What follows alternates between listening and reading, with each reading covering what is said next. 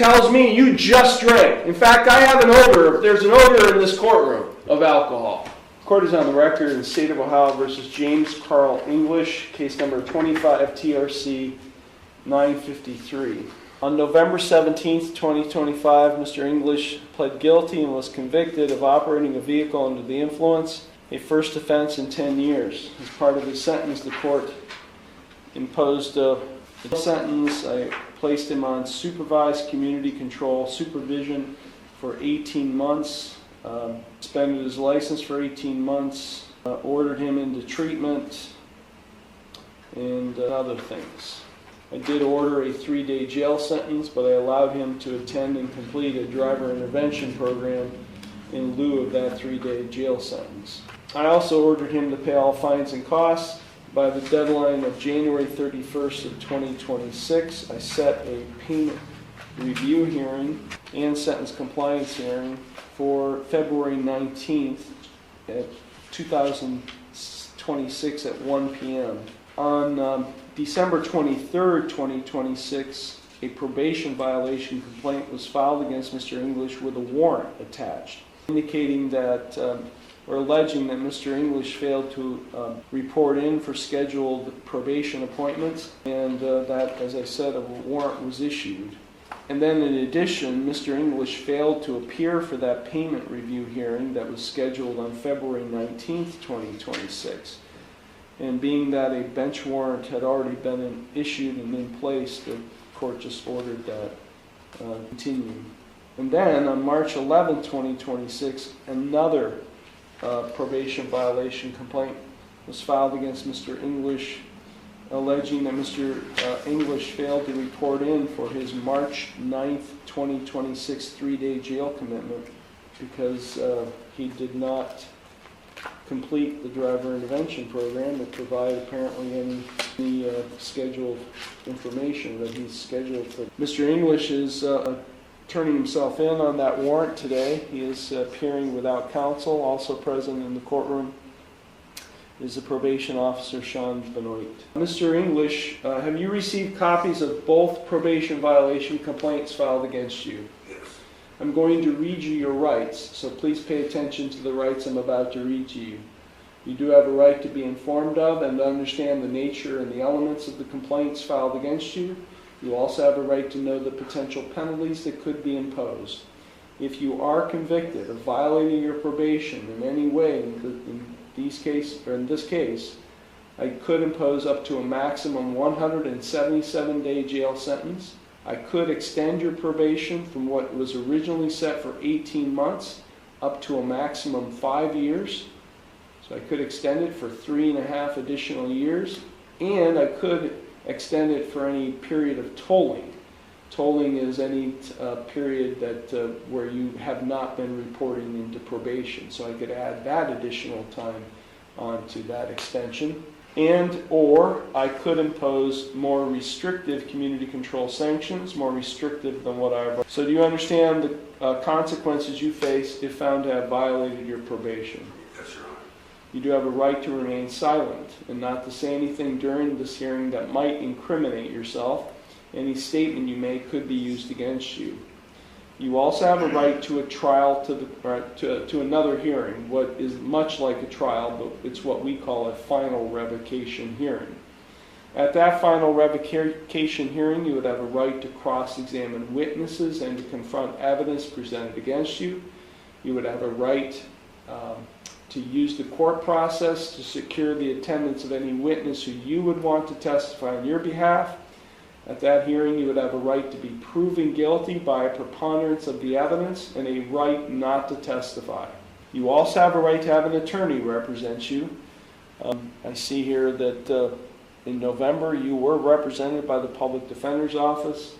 The court, if you wish, the court could reappoint the Public Defender's Office if you qualify to represent you in this case, or you could retain the services of your own attorney. You also have a right to a continuance of this initial or preliminary revocation hearing in order to retain your own attorney or to consult with your own lawyer. If you are convicted of having violated the terms of your probation, you do have a right to appeal the conviction or sentence. That must be done within 30 days of the conviction. and you would be entitled to a court-appointed attorney in the Court of Appeals if you receive a jail sentence and cannot afford a lawyer. Now, if you plead not guilty to either or both of these probation complaints filed against you today, I will set your case for further proceedings after today, and I will set a bond. A bond is set by the court to ensure your appearance at all future proceedings. And today you have the right to a reasonable bond. So you have two plea options available to you, Mr. English, with respect to each of these complaints. You could either plead guilty or not guilty. If you plead guilty, that is a complete admission by you to the complaint filed. If you plead guilty, the court will find you guilty, and then I will impose sentence. Second option is you can plead not guilty. If you plead not guilty to the complaint filed, and as I said earlier, if you plead not guilty, I'll set your case for a final revocation hearing in the near future, and I will set a bond. So do you have any questions, Mr. English, regarding the rights or plea options I've just explained to you? No, Your Honor. Okay, officer, raise your right hand. Do you solemnly swear or affirm that the testimony you're about to give is the truth, the whole truth, and nothing but the truth, so help you God? I do. State your name, your position, and the basis for the complaints filed in this case. Yes, Your Honor. Officer Sean Benoit, the City of Conneaut probation officer.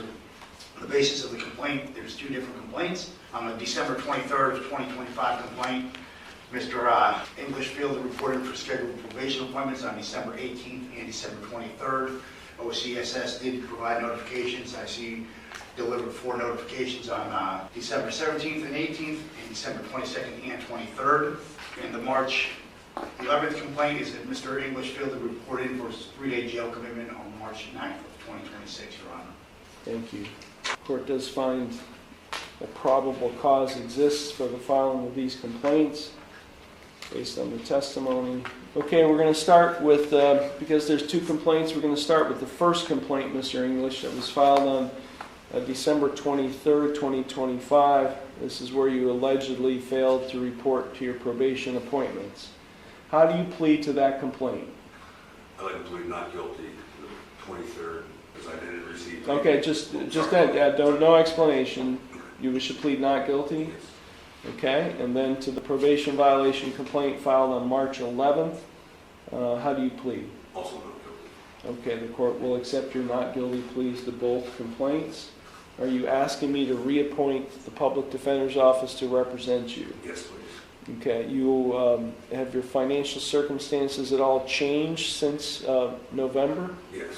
They have? How have they changed? I lost my job actually on the 19th of December, and I worked 2 other jobs since, and I left the one to go to a better job, and then they ended up letting me go also. So right now... So your financial circumstances have gotten worse? Yes. Okay, I will go ahead and reappoint the defender's office to represent Mr. English in this case. Now I have to issue a bond, which goes to whether, obviously Mr.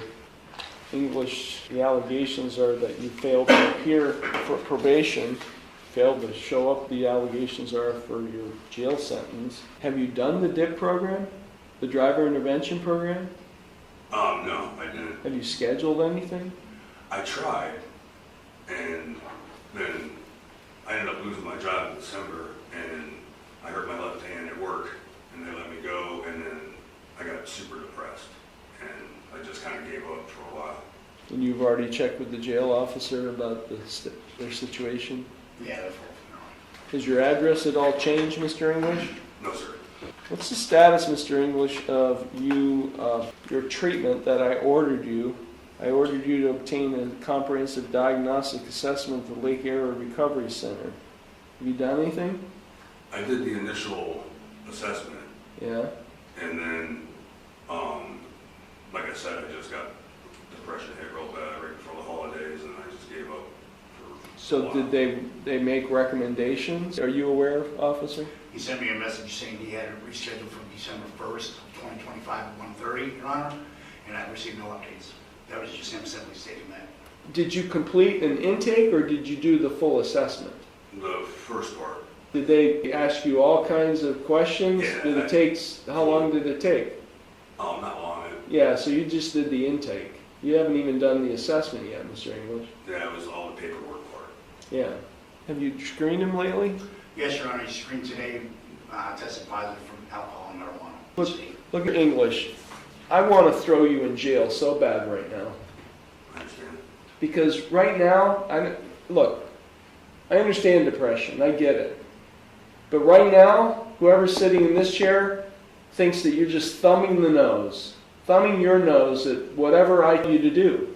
You didn't do the DIP program. You didn't go to jail when you're allegedly, go to jail when you're supposed to. You haven't been reporting allegedly to probation. You haven't even done anything regarding your assessment and treatment. And today, you're testing positive for alcohol and marijuana. A urine drug screen, and it shows alcohol because your alcohol gets out of your system quickly. Tells me you just drank. In fact, I have an odor. There's an odor in this courtroom of alcohol. Yeah, well, whatever. You got a problem. And your problem is with this court. So your ass is going to find its way to the Lake Area Recovery Center immediately, and you're going to get an assessment. And you're going to follow through what may be what they recommend. Because it sounds to me like that's what you need. Is Ms. Stevenson still downstairs? You're not leaving today until Ms. Stevenson arranges that. Yes, sir. Try to get something scheduled with her ASAP. We're going to set this case for a final revocation hearing. I'll set bond in the amount of $5,000 personal recognizance. Conditions are he is not to consume or possess alcohol or drugs.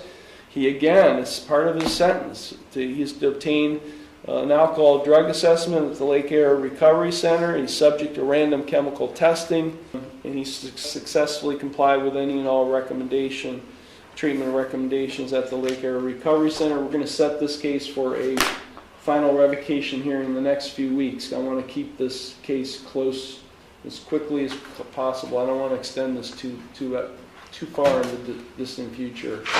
Mr. English, you're here today. The depression seems to have alleviated. Let this be a motivation to you to light a fire under your ass to start doing things that you need to do. Yes, Your Honor. I promise. I won't let you down again. I've heard that before. Anything further, officer? No, Your Honor. Okay, this matter's concluded. Thank you.